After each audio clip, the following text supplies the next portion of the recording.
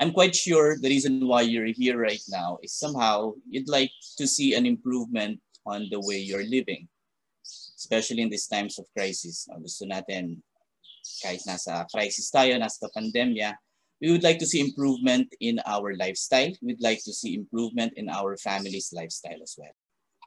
Okay.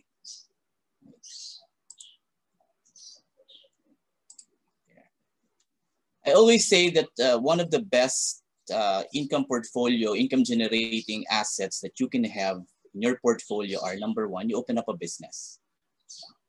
Secondly, you invest in real estate. And third, of course, yung paper assets. Our investments, stocks, our investments in bonds, in mutual funds, etc. It all starts with a business idea. Lahat tayo may idea on how we can earn money. So it's very critical na lahat ng ideas mo, whether you think it's crazy, whether you think it's something impossible or not probable to do at this point in time, don't shy away from writing it down. Write everything down, because even the craziest ideas can be the most profitable at times.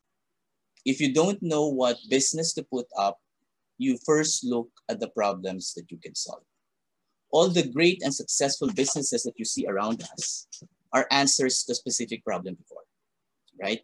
The laptops, the phones that we are using right now, the clothes that we wear, the table, the chairs that we are using right now, these are specific solutions to specific problems before. So if you want to have a business, you first think about a problem that your business can address. Ano ba yung mga pain points na pwede mong i-address? Ano yung mga fears, mga challenges ng mga tao na yung iyong business idea could solve?